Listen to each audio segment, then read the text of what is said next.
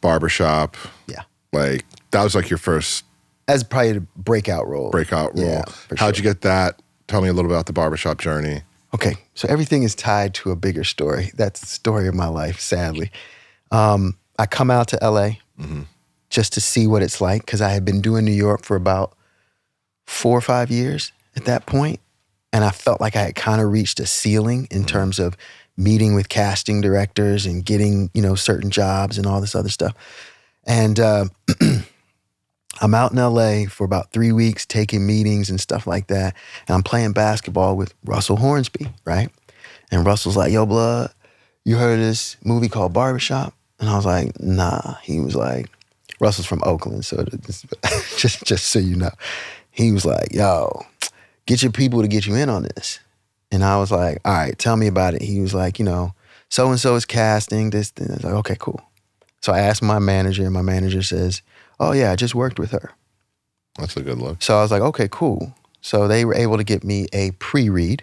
Okay, yeah. And you know what that is. Yeah. So I do a pre-read with the casting director's associate, who was Felicia Fasano at the time. Oh, wow, yeah. You know what I'm talking about? Yeah. So Felicia reads, I read 3 different parts. She says, okay, would you mind coming back like tomorrow and reading with the director? And I was like, sure. Who was the director? Tim Story. There you go. Tim Story. My and guy. I was like, okay. And I come back the next day and I read. And I read the first character, which might have been Jimmy. And he was like this, okay, cool. Thank you. Thank you. Right.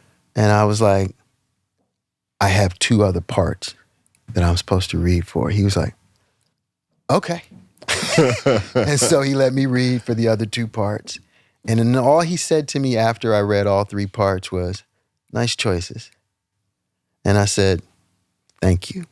And out the door. And I walked out the door, and just like that audition on the Lower East Side, I said, it has begun. Right. I'm moving to Los Angeles. In that moment. In that very moment. So why not me moment? Before I got to my car, my rental car. Where were you staying? I was crashing on a friend's couch. Okay. You know what I mean? Yeah. So how long after the audition and the declaration of moving to LA, when you walk out the door, do you find out you get the part? I made my decision to move that day. 12 days later, I was a resident of Los Angeles. I did not mess around. But did you know you had the part 12 days later? No, I moved out here not knowing I had the part. And how long did it take? Because I had 2 more auditions.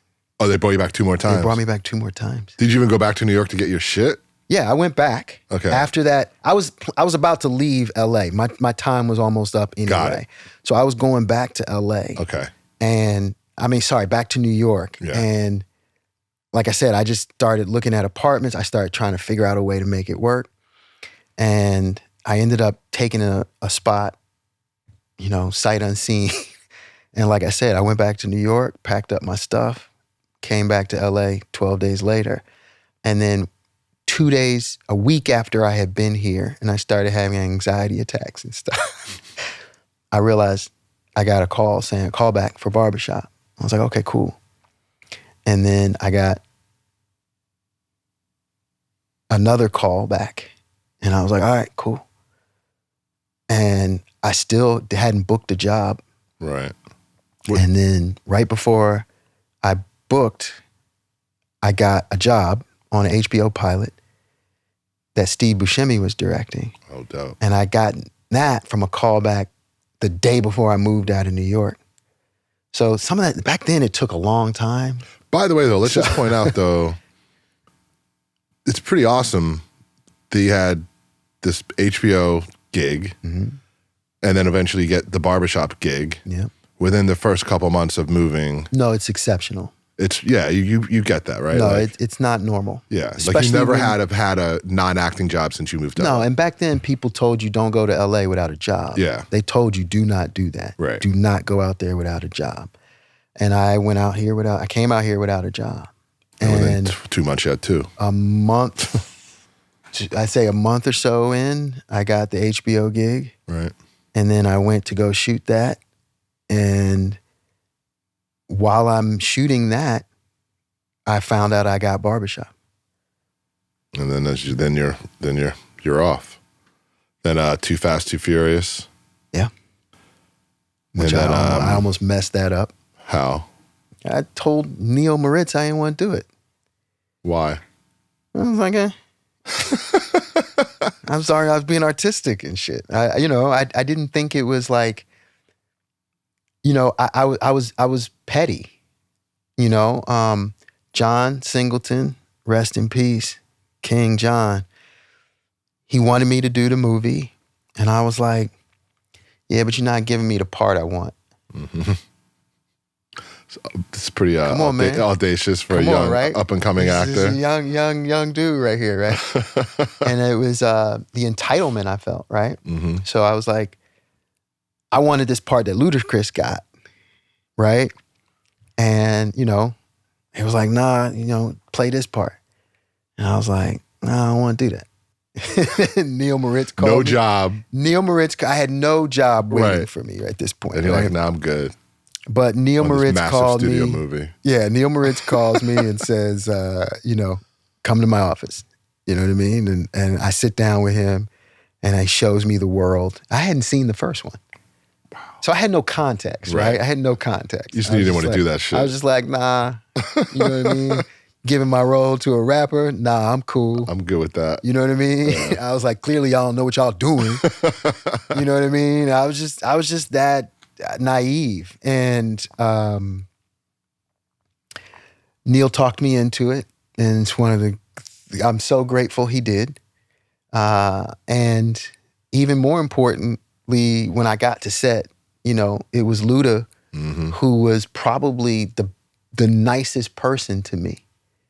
Right? Like Luda was mad cool. He's a nice guy. We just worked with him. He's one of the judges on our show Rhythm and Flow. Yeah. So I didn't get to know him that well, but my time around him, he was just like solid, grounded, a real pro. Shout out to Luda, man. He is and always will be one of the most solid brothers I've ever met in this business. Yep. And very, very good to me on that set. That's good to hear. And he was like the big star. Mm-hmm. You know what I mean?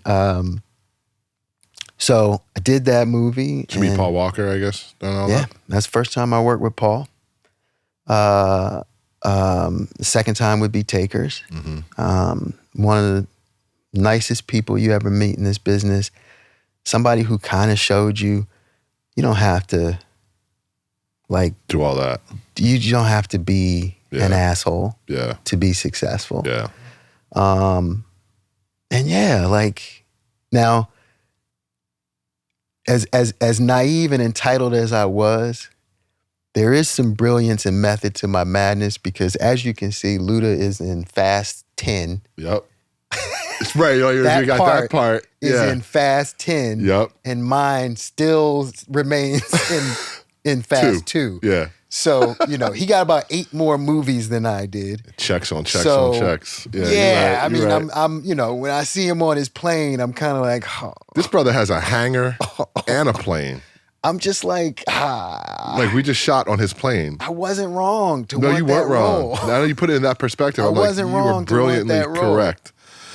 He has a hangar and a plane. Like he parks his plane in his own spot. Yep. I'm just putting that for context. Yeah. You also did some TV. TV. The Good Wife, was that the first one? Sleeper Cell? Sleeper Cell was feature, right? No, it was a TV. That was TV? So that was your first Showtime. TV? Yeah, that was. I'm the most informed interviewer ever. I have That's all all my good. facts straight. That's what note cards are for. Yeah, I have one. That's so fucked it up. Yeah, Sleeper Cell was, that was like an offer that I almost ruined as well. Thank God Charles King, who was my agent at the time, talked me into doing that one. So I was very blessed that Charles was guiding my career at that point and got me to do Sleeper Cell. He's a G. You got a Golden Globe nomination, right, for that? Yes. How do you feel about awards? At this point in my life, Yeah. I know the work that goes into them. I know the somewhat arbitrary nature. Yeah. that is The surrounding politicking certain and awards. yeah. And, you know, I think it's special in a certain way. If it matters to you, fantastic. If it doesn't, fantastic. But does it matter to you? Nah. Yeah. I think having kids kind of changed my perspective on that.